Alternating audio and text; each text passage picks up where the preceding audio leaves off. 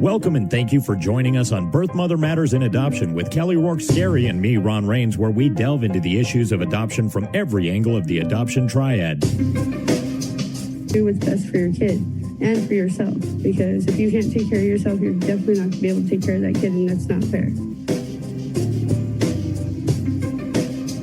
And I know that my daughter will be well taken care of with them. Don't have an abortion. Give this child a chance.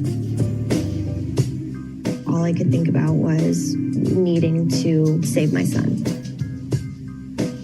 My name is Kelly Rourke-Scary. I am the Executive Director, President, and co-founder of Building Arizona Families Adoption Agency, the Donna K. Evans Foundation, and creator of the You Before Me campaign. I have a bachelor's degree in family studies and human development and a master's degree in education with an emphasis in school counseling. I was adopted at the age of 3 days, born to a teen birth mother, raised in a closed adoption, and reunited with my birth mother in 2007. I have worked in the adoption field for over 15 years. And I'm Ron Rains. I've worked in radio since 1999. I was the co-host of 2 successful morning shows in Prescott, Arizona. Now I work for my wife, who's an adoption attorney, and I'm able to combine these 2 great passions and share them on this podcast. Today, we're going to be talking about Child Protective Services, Department of Child Safety. It's the same entity, but different states refer to CPS or DCS under different titles or different names. Right. So that being said, we're going to be talking about Child Protective Services, which is the more universal term, but in Arizona, it is DCS. Now, again, the state laws differ state to state in terms of what the regulations are for removal, reunification, and so forth. So we are primarily going to be talking about Arizona. However, these will be applicable to some other states and so forth. This is to give you a general and broad overview of how intervention from Child Protective Services, which is how I'm going to refer to it rather than DCS, because it is more familiar known as Child Protective Services, how it impacts adoption when they intervene or join into the decision-making behalf. And we're splitting this up into 2 parts because this is really a big topic. It's a topic that we have not as a podcast directly and wholly addressed. And it's an important topic because we do see mothers that ultimately do choose to let the state take custody of their child rather than place for adoption, even when they have an adoption plan. So because this can and has happened across the United States, I think it's really important to make sure that our listeners have an understanding of what's going on, the whys, hows, whens, what, and wheres. So jumping into that, sometimes when women are experiencing an unplanned pregnancy, there's not always a favorable option. In other words, they have an unplanned pregnancy, they have chosen life, so they've chosen to not have an abortion, which we very much appreciate and applaud them for. They're kind of hemming and hawing about adoption, and they really didn't know throughout their pregnancy what to do. At that point, when push comes to shove, they may start thinking things like, okay, well, I have been using substances or drugs throughout my pregnancy, and CPS may get involved when I'm at the hospital. And so all these things are going through their head. So other moms may choose life and have a solid adoption plan. They may have bonded with the adoptive family. They may have solidified their commitment to their adoption journey throughout their pregnancy. And some women get to the hospital and have done nothing at all. They have not made an adoption plan. They didn't even entertain the thought that CPS may become involved in their life. And so we're going to look at, like I said, different scenarios and how they can impact each other and what we see as an agency. So first and foremost, obviously going the CPS route versus going the adoption plan route are very different, very, very different. In some instances, we have seen birth mothers make the decision to work with DCS while others choose to continue along their adoption plan. And it's a personal choice, and we need to make sure that, like I said, we explain why, how, what, when, and where. Because if you're an adoptive family and your birth mother, whom you've been supporting and working with, and you've been building this relationship, chooses DCS after she delivers at the hospital, that can be devastating and confusing, and you may very well be looking for answers. And hopefully today we can provide some. That's what we're here to do. That is what we're here to do. So when a birth mother chooses to make an adoption plan, it is presumed that she will follow the course of her intended and her commitment to her adoption plan. However, we have seen situations where CPS will step into the birth mother's room, the hospital room, after she delivers, and explains to the birth mother they are going to take custody of the baby, and the baby will be leaving the hospital with CPS rather than leaving the hospital with the birth mother. If that happens and the birth mother has not told the hospital social worker or the CPS worker, hey, I have an adoption plan, then the DCS worker at that time may have no knowledge of her adoption plan. This is where the agency or attorney can step in and say, hey, wait, mom has an adoption plan and she's not planning on taking the baby home. Again, this can kind of throw a monkey wrench in, because when you are a birth mother and if you have an adoption plan and it's your commitment in your head, you're 100%, almost like going through a maze, like, where you're going, exactly what's going to happen. And then all of a sudden, bam, you hit a wall. Like, Right. Wait a minute, I didn't see that coming. When people say CPS, Child Protective Services, a lot of people, I would say maybe even most people who are not social workers or who have not had experience or have a good understanding kind of get that cringy feeling inside, like, oh, they're going to take my baby, or, oh, yeah, what's going to happen now? I don't want my baby going into foster care. I don't want my baby going into, a group home, or, everything starts to flood their mind. Right. And at this point in time, like you say, they're in the hospital and emotions are running high as it is. So I'm sure everything is confusing. Right. Absolutely. We're going to actually back up a little bit and talk about why CPS may even get involved. So when a birth mother goes into a hospital and she delivers a baby, if there is a suspicion of drug use on behalf of the birth mother, the hospital does a drug screen on the birth mother, and then they will do a drug screen on the baby. If either of those test positive, they will do a call to the child abuse hotline, as they are a mandatory reporter. Another reason that they may call and file a report with the child abuse hotline is for lack of prenatal care. When they are receiving prenatal care, it is logged into a system. And so the hospital can pull up the records from the OBGYN that the birth mother has gone to. And if there's nothing there, then that is also grounds for filing a report with the child abuse hotline, at least in the state of Arizona.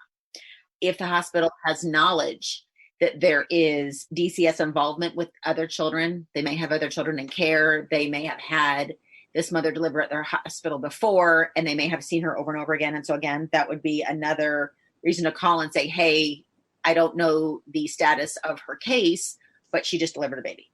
There may be external reports made to the child abuse hotline, maybe a probation officer called if they're on probation for some reason or another, maybe the doctor's office called, maybe a family member called. I mean, there could be an external report. There could be activity at the hospital that is concerning to the hospital staff that would prompt them to call. An example of that would be, let's say the boyfriend is there and he has drug paraphernalia in an open bag as they walk in, or he walks in and is saying things that would cause alarm. Right. Maybe it's the way that they are interacting with the baby that is very concerning. Uh-huh. Another situation would be if you had an incarcerated birth mother that delivered, was transported from the prison or jail to the hospital and didn't have a plan. That would be another reason, because in essence, the baby would then be abandoned and you can't have an abandoned baby. Right. So those are just some of the reasons that CPS may get called from the hospital. So after they get called from the hospital, at that point, CPS will come out to the hospital and they will do an investigation. And they will determine what is going to happen next. If there is an adoption plan and the birth mother wants to proceed with her adoption plan, then in the majority of cases, we're always going to speak in generalities because there's always the one-off cases or what have you, most of the time, the caseworkers will say, okay, then there's no reason for us to take custody of the baby because the baby is not going home with birth mom. But they will have us submit the consents to them. We have to show them that we have the power of attorney over the baby. And so we work at that point directly with CPS. It's not that they just leave the hospital and say, okay, hey. And so if a family was to take the baby home before the 72-hour mark and the birth mother changed her mind, at that point, what happens is, and doesn't sign consents, then we have to go and pick up the baby from the adoptive family and hand the baby over to CPS. Now, how often does that happen? I have seen it happen in our agency. I can just speak on behalf of our agency. I have seen that happen where the baby was with the family and we had to return the baby to CPS 2 or 3 times in 16 years. Okay. So that's not often, but more than you'd like anyway. Exactly. Right. One would be more than I would like. Yep. Again, we have to work with DCS. We're on their timeline. So a birth mother can sign as early as 72 hours. Obviously, if she's under the influence of any medication or substance, we cannot have her sign until she is of sound mind and not under the influence of any external substances. So that can delay the signing. But DCS wants those consents right away. And so it's not something that we can drag our feet. I mean, at 72 hours, they're calling us asking for us to send the consents. They want the consents. But as an agency, if a birth mother has chosen adoption and she says to the DCS worker, no, I'm doing my adoption plan, at that point, we have seen them back off. And like I said, let us continue to work the case, and then we cooperate with DCS. And we have seen birth mothers really struggle. Sometimes you can have a birth mother with the most solid of adoption plan, and DCS comes in. And it used to be the case where if a birth mother tested positive or baby tested positive, no matter what at that point, really, the baby wasn't going home with mom. And we had found that at that point, it was almost like, okay, well, if DCS gets involved, then her adoption plan, it almost builds a stronger case for her to proceed with it. But that has since changed with all of the, family first, family reunification. And so that is not always the case anymore. So what is family first and family reunification? Family reunification and family first are pretty much the same. They've retitled it. Basically, they are trying to, as a state, do everything they can to preserve the family unit. So even if they have to take custody of the baby, or they do allow a birth mother who is drug exposed to take the baby home, it's, with a safety monitor, a 24-hour safety monitor in the home.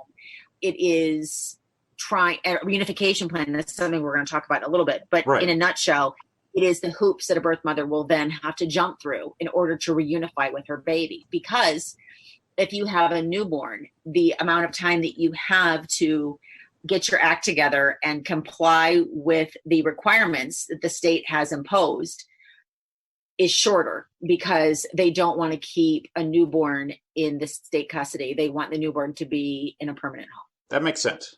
In looking at this, when a birth mother has an adoption plan in place, the question is, why would a birth mother who has chosen an amazing adoptive family, has been in the program, why would they choose CPS? Right. What are the positives and negatives of choosing CPS over an adoption plan?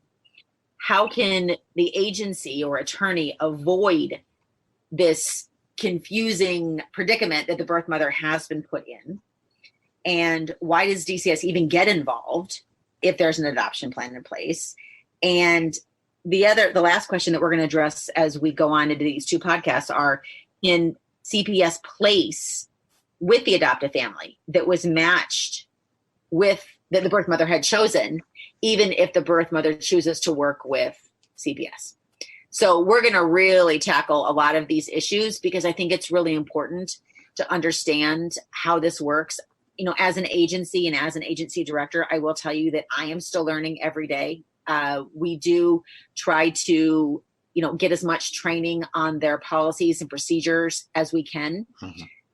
part of the issue is there is a high turnover in the safety workers, if we would call them, the CPS safety workers. And that being said, when you're working with a new person, it seems like almost every time that's very hard because everybody has their own style and approach into how they work with adoption agencies and birth mothers. So, well, not to mention, each time that you're working with somebody new, you've got to teach them everything that the other person knew before, so it's like starting over again every single time, right?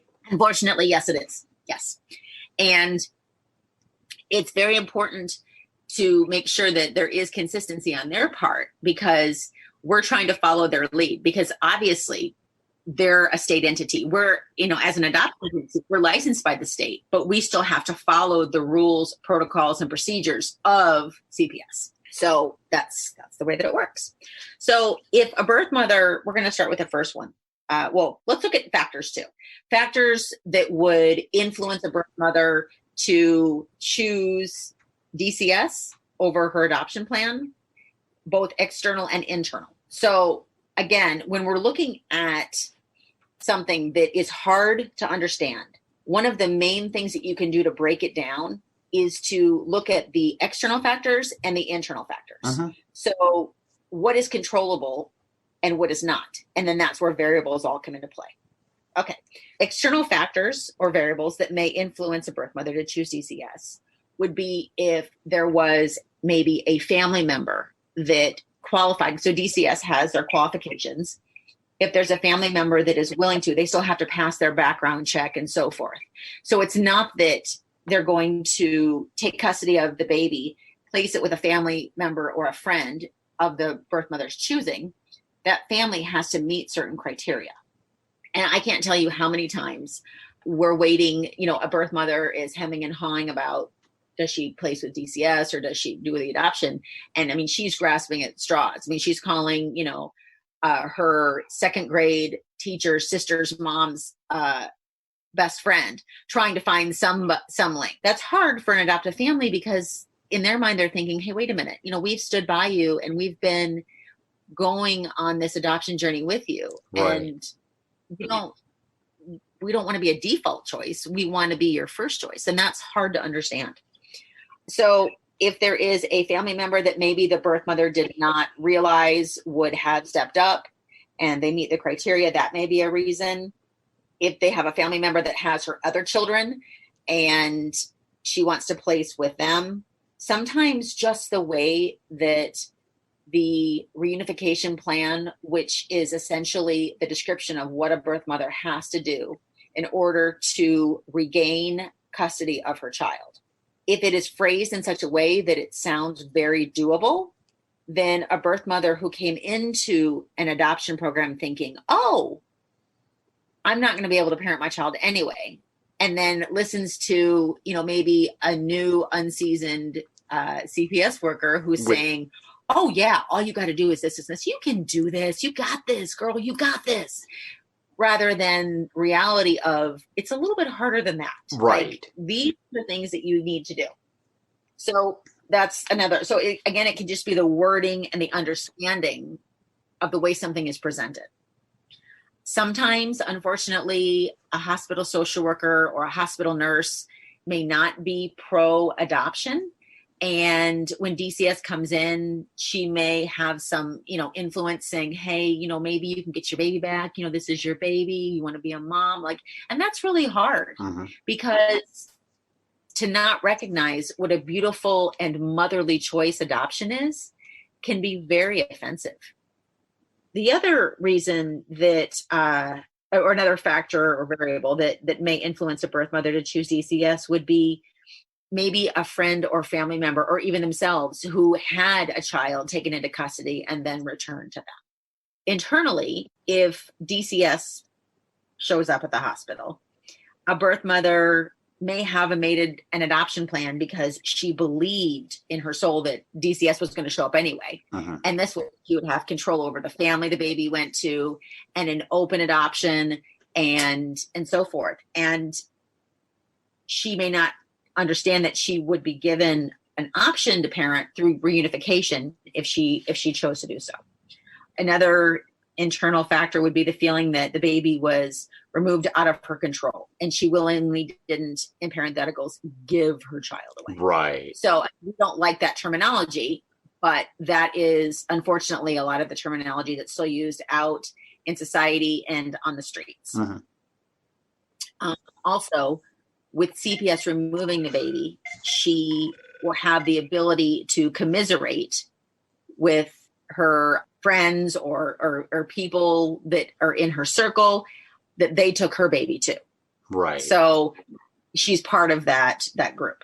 And there are things that agencies and attorneys can do to try to prevent the element of surprise, to get a deeper understanding of where the birth mother is, to make sure that the birth mother going into the hospital really understands the ramifications of what can happen if you choose DCS and you are not able to complete your reunification plan and you fall short, like what really lies out there. And that's where we'll pick it up next time on Birth Mother Matters in Adoption with why some birth mothers choose CPS or DCS over adoption, Part 2. Thank you for joining us on Birth Mother Matters in Adoption. If you're listening and you're dealing with an unplanned pregnancy and want more information about adoption, Building Arizona Families is a local Arizona adoption agency and available 24/7 by phone or text at 623-695-4112. That's 623-695-4112. We can make an immediate appointment with you to get started on creating an Arizona adoption plan or just get you more information. You can also find out more information about Building Arizona Families on their website at azpregnancyhelp.com. Thanks also go out to Grapes for allowing us to use their song I Don't Know as our theme song. Birth Mother Matters in Adoption was written and produced by Kelly Rourke Scary and edited by me. Please rate and review this podcast wherever you're listening to us. We'd really appreciate it. We also now have a website at birthmothermatterspodcast.com. Tune in next time on Birth Mother Matters in Adoption. For Kelly Rourke Scary, I'm Ron Rains.